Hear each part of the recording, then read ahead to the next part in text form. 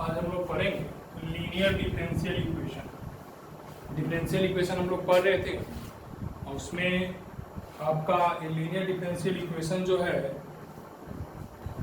इसमें अब यहाँ पे जो बनेगा वो 9.6 बनेगा आपका NCERT से, इसके पढ़ने के बाद। लीनियर डिफरेंस हमने आपको पढ़ाया था वेरिएबल सेपरेशन, होमोजीनियस पढ़ा दिया था।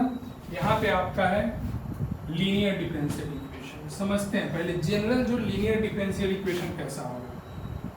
dy/dx plus py is equal to q, इसी फॉर्मेट में होगा। p and q are the function of x, otherwise constant। p और q या तो फंक्शन ऑफ x होगा नहीं तो कांस्टेंट होगा। p और q आपका फंक्शन ऑफ x होगा और नहीं तो कांस्टेंट होगा। अब इसके देखते हैं, इसमें हमको इंटीग्रेटिंग फैक्टर की जरूरत होती है। Integrating factor IF is equal to होता है e का पावर p dx। p क्या है आपका, या तो कांस्टेंट होगा नहीं तो फंक्शन ऑफ x, या तो कांस्टेंट होगा नहीं तो फंक्शन ऑफ x। अगर p कांस्टेंट होता है तो dx से कोई दिक्कत नहीं है। अगर p फंक्शन ऑफ x है तो उसके लिए इंटीग्रेट करने के लिए ऑपरेटर भी क्या चाहिए, फंक्शन ऑफ x का ही चाहिए। इसलिए आपको इंटीग्रेटिंग फैक्टर निकालना होगा और वो होगा आपका e का पावर p dx। सबसे पहले देखिए, हम लीनियर डिफरेंशियल इक्वेशन को जब भी लिखेंगे इस फॉर्मेट में, देख रहे हैं dy/dx का कोएफिशिएंट क्या है, कुछ नहीं है। तो आप भी जब क्वेश्चन बनाइएगा तो dy/dx के आगे में मतलब dy/dx डेरिवेटिव का कोएफिशिएंट कुछ नहीं होना चाहिए। अगर यहाँ पे x है तो हम इस x को इसके साथ डिवाइड में भेज देंगे। अब देखिए, अब जो सॉल्यूशन की बात आती है वो होगा y इंटू इंटीग्रेटिंग फैक्टर बराबर integration of q into integrating factor into dx। जो सॉल्यूशन देगा वो आपका y into integrating factor, y में इंटीग्रेटिंग फैक्टर से गुना कर देंगे इज इक्वल टू q, यहाँ वाला क्यूब और इंटीग्रेटिंग फैक्टर जो यहाँ निकला रहेगा वो दोनों गुना होकर इंटू dx हो जाएगा। और अगर हम फिर इसको इंटीग्रेट कर देंगे, इस साइड को इंटीग्रेट करने की कोई जरूरत नहीं, इसको इंटीग्रेट कर देंगे तो आपका क्वेश्चन बन जाएगा। एक बात ध्यान दीजिएगा, यहाँ पे बाय पार्ट्स जो आपने इंटीग्रेशन में पढ़ा था ना, method of by parts, u into v, यहाँ भी देखिए q फंक्शन रहेगा, एक इंटीग्रेटिंग फंक्शन। तो इंटीग्रेटिंग फैक्टर दो फंक्शन है, मल्टीप्लाई में इंटीग्रेशन हो रहा है, तो इस तरीके का आपको बार बार यूज होगा। इसलिए आप एक बार इंटीग्रेशन में मेथड ऑफ बाय पार्ट्स को आप रिवाइज कर लीजिएगा, तभी आपका 9.6 का बनेगा। अब ध्यान देना है, फिर एक बार इस चीज को समझ लेना है। dy/dx plus py is equal to q होगा। ध्यान दीजिए इस पर कि p and q are the function of x, otherwise p और q x का फंक्शन होगा, या तो अदरवाइज क्या होगा, कांस्टेंट होगा। Integrating factor is equal to क्या होगा, e का पावर p dx, e का पावर p dx। यहां से निकालेंगे, p रखेंगे, dx रखेंगे, इंटीग्रेट करेंगे, आपका इंटीग्रेटिंग फैक्टर निकलेगा। अब उसके बाद जो रिजल्ट होगा वो y into integrating factor is equal to q into integrating factor का इंटीग्रेशन। इसको इंटीग्रेट कर देंगे, इसको इक्वेट करके रिजल्ट निकाल लेंगे, यहां से आपका बन जाएगा। अब इसको आप स्क्रीनशॉट ले लीजिए वीडियो को पॉज करके, फिर इसका एक और फॉर्मेट होता है, मैं वो आपको बता दूं। अभी मैंने आपको एक टाइप का डिफरेंशियल इक्वेशन बताया, वो कैसा, आपका dy/dx plus py is equal to q, इस तरह का होगा। अब इसमें मैंने क्या बताया है कि यहाँ dx होगा तो p और q dx होगा। अब इसी तरीके का एक और होगा, dx/dy is equal to plus px is equal to q। यहाँ पे क्या है, y, तो इस केस में p and q are function of y, p और q क्या होगा, function of y, otherwise constant. p और q क्या होगा, फंक्शन ऑफ y होगा और अदरवाइज कांस्टेंट होगा। तो इसमें अब देखिए, इसमें क्या था, इसका इंटीग्रेटिंग फैक्टर आप कैसे निकाल रहे थे, इसका जो इंटीग्रेटिंग फैक्टर e का पावर p dx निकाल रहे थे, काहे, p और q क्या था, फंक्शन ऑफ एक्स था, तो इसके लिए ऑपरेटर आपने dx दिया। यहाँ पे p और q क्या है, फंक्शन ऑफ y है, इसलिए आप ऑपरेटर क्या देंगे, तो dy देंगे। चलिए तो इसका इंटीग्रेटिंग फैक्टर हम क्या निकालेंगे, e का पावर p dy। क्लियर हो गया, e का पावर p dy। अब यहां से इंटीग्रेटिंग फैक्टर निकल गया। अब इंटीग्रेटिंग फैक्टर जब निकल गया तो अब इसके सॉल्यूशन की बात आएगी। यहाँ पे देखिएगा जब dy होगा तो यहाँ पे dy देंगे, इस फॉर्मेट में dy होगा, इस फॉर्मेट में dx, और इसका सॉल्यूशन क्या होता था, y into integrating factor is equal to integration of q into integrating factor, into में क्या होता था, इंटू dx हम ऑपरेटर देते थे। लेकिन इसका जब सॉल्यूशन होगा तो y नहीं होगा, यहाँ पे y था, यहाँ पे होगा x into integrating factor is equal to integration of q into integrating factor into dx, sorry dx नहीं dy, इस केस में इंटू dx होता, इस केस में क्या होगा dy। तो हमने आपका दोनों फॉर्मेट बता दिया। दोनों फॉर्मेट बताने के टाइम में मैंने एक बात पे एम्फसाइज करके आपको बताया है कि dx अपॉन dy और dy अपॉन dx ये फ्री फ्रॉम कांस्टेंट कोफिशिएंट है, इसमें कोई फंक्शन नहीं होना चाहिए। अगर यहाँ पे कोई फंक्शन मल्टीप्लाई में रहता है तो आप क्या करिएगा, इस फंक्शन को इधर सबके साथ डिवाइड में भेज दीजिए, आपका क्वेश्चन बनेगा। आप इसको पॉज करके स्क्रीनशॉट ले सकते हैं। इस बात को ध्यान में रखिए, हम अब एनसीईआरटी का 9.6 का आपको बहुत सारा क्वेश्चन बनाकर बताते हैं, फिर देखते हैं। आप इसको वीडियो को पॉज करके स्क्रीनशॉट ले सकते हैं। हम क्वेश्चन देखते हैं एक्सरसाइज 9.6 का। क्वेश्चन होगा dy by dx plus 3y is equal to e का पावर माइनस 2x। हमने बताया कि किस फॉर्मेट पे सेट हो रहा है आपका, तो dy by dx plus py is equal to q पे ये आपका सेट कर जा रहा है। किस पे सेट कर रहा है, तो dy by dx plus 3y minus 2x set कर रहा है, dy by dx plus py is equal to q। आपका p का वैल्यू क्या आ गया, तो p का वैल्यू क्या है 3 है, q का वैल्यू क्या है e का पावर माइनस 2x। मैंने इसमें इंटीग्रेटिंग फैक्टर निकालना बताया, क्या होता है, e का पावर p dx होता है। आपने भी इंटीग्रेटिंग फैक्टर निकालनी है तो क्या होगा, e का पावर p dx। आपका p का वैल्यू क्या है 3 इंटू dx, तो क्या होगा e का पावर 3x हो गया, 3 बाहर होगा, dx का इंटीग्रेशन x। अब क्या होता है, सॉल्यूशन की बारी है। इसमें मैंने सॉल्यूशन इज इक्वल टू क्या बताया था, y into integrating factor is equal to q into integrating factor into dx। अब आपका क्या हो जाएगा, तो y इंटू यहाँ पे integrating factor is equal to q into integrating factor into क्या होता है dx होगा। y इंटीग्रेटिंग फैक्टर क्या है आपका, e का power 3x is equal to q क्या है आपका e का power minus 2x। Integrating factor क्या है, e का पावर 3x इंटू dx। अब इसको हम यहाँ पे सॉल्व करते हैं तो y इंटू क्या मिलेगा, e का power 3x is equal to, ये आपका मल्टीप्लाई होगा तो क्या मिलेगा, e का पावर 3x, अभी माइनस 2x है तो e का पावर x हो जाएगा। dx कैसे, गुणा में पावर ऐड होता है तो 3x minus 2x x, y into क्या होगा e का पावर 3x, क्या मिलेगा e का power x plus c, integrating constant में लगा दिया, ये जो आया आपका रिजल्ट आ गया। तो इस क्वेश्चन को मैंने बना दिया। अब इसमें एक बात देखिए, यहाँ पे तो dy by dx के साथ कोई मल्टीप्लाई नहीं है। अगर यहाँ पे कोई मल्टीप्लाई रहता तो मैं इसको किधर भेजता, डिवाइड में भेजता। वीडियो को पॉज कीजिए, स्क्रीनशॉट ले लीजिए, फिर अगले क्वेश्चन पे चलते हैं। अगला क्वेश्चन देखते हैं। क्वेश्चन है मेरा dy by dx plus y upon x is equal to x। इस जो है आपका ये फिर से सेट हो जा रहा है किस फॉर्मेट पे, तो dy upon dx plus py is equal to q वाले फॉर्मेट पे। अब देखिए तो p की वैल्यू क्या है, p y का कोफिशिएंट होता है, तो y का कोफिशिएंट क्या है 1/x है।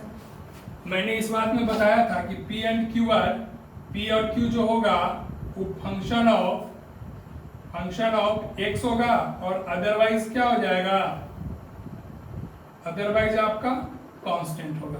तो यहाँ पे आपका फंक्शन ऑफ x मिला और q क्या है x स्क्वायर है। अब यहाँ पे हम क्या निकालते थे, इंटीग्रेटिंग फैक्टर निकालते थे ना, e का पावर p dx। तो यहाँ पे इंटीग्रेटिंग फैक्टर क्या होगा आपका e का पावर p मतलब 1/x dx। आपने पढ़ा है ना कि इसका क्या हो जाता है log x। एक बात जान के चलिए कि log e बेस में होगा, एक बात आप जान लीजिए, लॉगरिथम में मैंने पढ़ाया भी है, e का power log x log e base x is equal to x होता है। अगर हम 3 का पावर log 3 बेस x लिखे तो ये भी x होगा। अगर a का power log a base x लिखे तो ये भी आपका x ही होगा। अभी क्या हो जाएगा, फाइनली आपका ही x बनाया। अब सॉल्यूशन क्या होता है आपका, सॉल्यूशन होता है y into integrating factor is equal to q into integration of integration q into integration of integration of q into integrating factor into dx को y में। अब आपका d इंटीग्रेटिंग फैक्टर क्या है, इंटीग्रेटिंग फैक्टर है आपका x is equal to q क्या है आपका x स्क्वायर, इंटीग्रेटिंग फैक्टर क्या है x into dx, yx is equal to क्या होगा x क्यूब इंटू dx को yx इज इक्वल टू क्या होगा x का power 3 plus 1 upon 3 plus 1 plus c। Finally आपको क्या मिला, तो yx is equal to x का power 4/4 plus c। It's your result. अब इसके बाद देखिए आपको बेसिक इंटीग्रेशन आना चाहिए। अब यहाँ पे तो आसान है, लेकिन यहाँ पे इंटीग्रेशन बाय पार्ट्स का बहुत ज्यादा यूज होता है, इसलिए आपको बेसिक इंटीग्रेशन और इंटीग्रेशन ऑफ बाय पार्ट्स का तो बहुत डेप्थ में जानकारी होना चाहिए, तभी आप लीनियर डिफरेंशियल इक्वेशन को समझ सकते हैं। फिर अब आगे अगला क्वेश्चन करके हम आपको दिखाते हैं। वीडियो को पॉज करके स्क्रीनशॉट ले लीजिए। अगला क्वेश्चन देखते हैं, cos square x dy by dx plus y is equal to tan x। इस क्वेश्चन को हम लोग देखते हैं। मैंने बताया था कि dy by dx का मल्टीपल नहीं होना चाहिए, अगर मल्टीपल है तो इसको इस साइड भेजिए। हम क्या करेंगे कि cos स्क्वायर x से सारे में डिवाइड कर देंगे, कैंसिल हो जाएगा। तो यहाँ पे आपको क्या मिलेगा, dy by dx plus y into sec square x is equal to क्या मिलेगा, tan x into sec square x। अब आपका p का वैल्यू क्या होता है, p होता है y का कोएफिशिएंट, तो sec स्क्वायर x, q क्या होगा, q होगा आपका tan x into sec square x। अब देखिए तो p मिल गया, q मिल गया। अब इंटीग्रेटिंग फैक्टर आपका क्या होता है, e का पावर p dx, मतलब e का power sec square x into dx। Finally आपको क्या मिला, sec स्क्वायर x का इंटीग्रेशन tan x, तो आपका इंटीग्रेटिंग फैक्टर मिला e का पावर tan x। अब चलिए, अब सॉल्यूशन क्या होता है, y into integrating factor is equal to q into integrating factor into dx। y integrating factor क्या है, e का power tan x is equal to e का पावर tan x। मैंने इंटीग्रेटिंग फैक्टर को पहले लिख दिया, q को बाद में लिखेंगे। q क्या है आपका tan x into sec square x dx। अब देखिए यहाँ पे सब्स्टिट्यूशन चलेगा। मैंने tan x को इज इक्वल टू t माना, तो sec square x dx is equal to क्या हो जाएगा, dt। तो sec स्क्वायर dx आपका यहाँ पे क्या बना दिया, dt बना दिया। अब यहाँ पे देखते हैं, y इंटू e का power tan x is equal to, आपने tan x को t माना था ना, तो e का पावर t tan x का क्या हो जाएगा, यहाँ t लिखेंगे, और sec स्क्वायर x आपका क्या हो जाएगा, sec स्क्वायर dx मिलके बना रहा है dt। मैंने लिख दिया। फाइनली क्या होगा, t इंटू e का पावर t dt। यहाँ पे जाके अब ये क्या होगा, यहाँ पे मेथड ऑफ बाय पार्ट्स हम इंप्लीमेंट करेंगे। मैंने पढ़ाया था u इंटू v में I let inverse logarithm algebraic trigonometrical तब एक्सपोनेंशियल। सबसे पहले कौन आता है आपका, ये आपका टी अलजेब्रिक है और ई का पावर टी क्या है, एक्सपोनेंशियल है। तो हमने क्या पढ़ाया आपको, I let LATE inverse logarithmic algebraic. पहले अलजेब्रा आता है, तो पहले हम अलजेब्रा को बाहर करेंगे। तो अलजेब्रा आपका कौन है, टी बाहर हो गया, ई का पावर टी इंटीग्रेट होगा, माइनस बड़ा सा इंटीग्रेशन बिग ब्रैकेट, जो इंटीग्रेट हुआ वो फिर से इंटीग्रेट होगा, और थोड़ा सा नहीं हो पा रहा, मैं इसको फिर से लिख रहा हूं। यहाँ पे t को बाहर किया, e का पावर t dt माइनस बड़ा सा इंटीग्रेशन बिग ब्रैकेट, छोटा सा इंटीग्रेशन, जो इंटीग्रेट हुआ वो फिर से इंटीग्रेट होगा, और जो बाहर निकल गया है वो क्या होगा आपका, डिफरेंशिएट होगा। अभी क्या बनाएगा, e का t, e का पावर t का क्या होगा, e का पावर t ही होगा, माइनस ई क्या होगा, ई का पावर टी इंटीग्रेट हो गया। अब dt इंटू में भी dt होता है, तो dt क्या बनाएगा, यहाँ पे थोड़ा सा जगह की कमी है, dt इंटू dt। आप देखो, आप मेथड ऑफ बाई पार्ट्स का वीडियो फिर से देख लीजिएगा इंटीग्रेशन में जाकर, e का पावर dt इंटू टी, और ये क्या मिलेगा, t इंटू ई का पावर t माइनस ई का power t plus c। Finally अगर e का पावर t कॉमन लेते हैं तो t minus one plus c। हमने t किसको माना था, tan x को। अब इस वाले पार्ट को मैं यहाँ पे लिखूंगा y इंटू ई का power tan x is equal to E का power tan x into tan x minus one plus c। अगर यहाँ पे आपको कंफ्यूजन हो रहा है तो आप एनसीईआरटी का मेथड ऑफ बाई पार्ट्स बनाइए और मेरा इस पे प्लेलिस्ट में जाकर इंटीग्रेशन का वीडियो देखिए, आपको समझ में आएगा। ठीक है, तो वीडियो को पॉज करिए, स्क्रीनशॉट ले लीजिए, मैं आपको एक दो क्वेश्चन और करके बताता हूँ। ठीक है, वीडियो को पॉज करके स्क्रीनशॉट ले लीजिए। अगला क्वेश्चन देखते हैं, x dy by dx plus 2y equal to x square log x. मैंने क्या बोला था कि यहाँ पे dy by dx का कोई कॉफिशिएंट नहीं होना चाहिए, इसलिए मैंने x से सब में डिवाइड कर दिया, कैंसिल हुआ, एक x यहाँ भी कैंसिल हुआ। फाइनली आपको क्या मिला, dy by dx plus 2 upon x into y is equal to x log x. यहाँ क्लियर है। p इज इक्वल टू क्या होगा, जो y का कॉफिशिएंट होता है 2 upon x, q is equal to क्या होगा, x log x. Integrating factor आप निकालते हैं ना, क्या होता है, e का पावर p dx मतलब e का पावर 2 अपॉन x dx मतलब e का पावर 2 बाहर हो जाएगा, dx अपॉन x मतलब e का पावर 2 log x। आपने क्या पढ़ा, जो log में आगे रहता है वो ऊपर चला जाता है ना, तो e का पावर 2 log x स्क्वायर मैंने भी जस्ट बताया है e बेस में कि e का power log e base x is equal to x। अगर यहाँ x स्क्वायर है तो ये x स्क्वायर होगा, भी क्या हो जाएगा, तो सीधे बनाएगा आपका x स्क्वायर। किसका वैल्यू है, इंटीग्रेटिंग फैक्टर का वैल्यू x स्क्वायर आ गया। अब आपका क्या होता है, सॉल्यूशन होता है। सॉल्यूशन क्या होता है, y into integrating factor is equal to integration of q into integrating factor into dx। यहाँ तक के बाद अब आगे चलते हैं, आपका y क्या है, y ही है, इंटीग्रेटिंग फैक्टर क्या है, इंटीग्रेटिंग फैक्टर एक्स स्क्वायर है, q क्या है आपका, क्यूब है आपका x log x, और इंटीग्रेटिंग फैक्टर क्या है, X square into D X. चलिए y X square is equal to क्या होगा, X cube log x into D X. फिर देखिए तो method of by parts u into V आ गया। u इंटू बी में कौन वाला कंसेप्ट, ILATE इनवर्स लॉगरिथम, और फिर अलजेब्रिक। एक्स क्यूब क्या होता है, अलजेब्रा होता है, ये क्या होता है, लॉगरिथम होता है।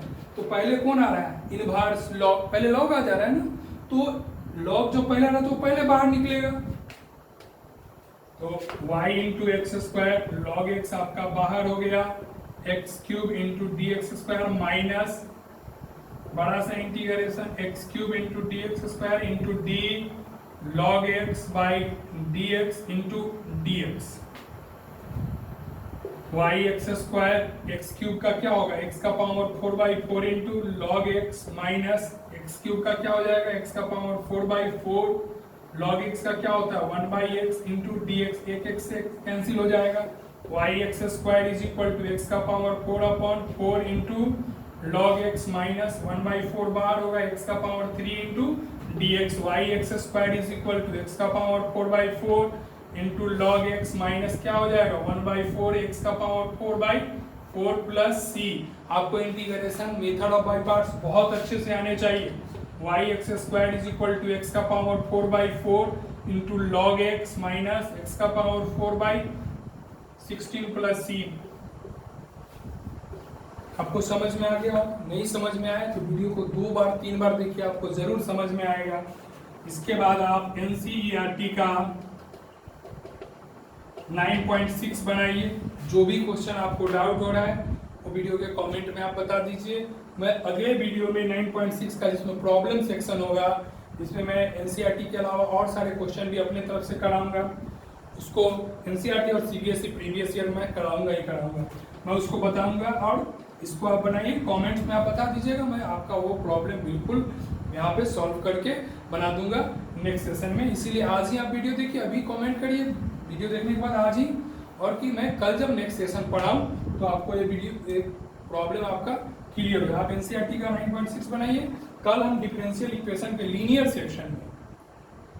सेक्शन में जो भी दिक्कत होगा उसका मैं आपका प्रॉब्लम का वीडियो बना दूंगा, और सीबीएसई का जो प्रीवियस ईयर है उसका भी मैं क्वेश्चन का लेक्चर लेके आऊंगा इस टॉपिक का। हाँ, अगर जैसे मैंने वेरिएबल सेपरेशन पढ़ाया, उसके बाद मैंने आपको होमोजीनियस पढ़ाया, अगर यहाँ पे भी दिक्कत है तो आप होमोजीनियस की वीडियो में देखिए, वहाँ पे जाइए, आप क्वेश्चन नंबर का कमेंट्स में करिए, एनसीईआरटी का मैं वो बताऊंगा।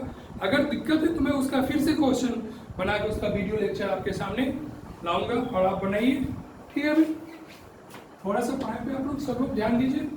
अभी जो ये लॉकडाउन वाला पीरियड है कुछ लंबा चलने वाला, खासकर एजुकेशन के सेक्टर में, फिर be careful about your study. ठीक है, फिर पढ़ाई करते हैं new hope and new inspiration के साथ। मिलते हैं अगले वीडियो में। Bye, take care.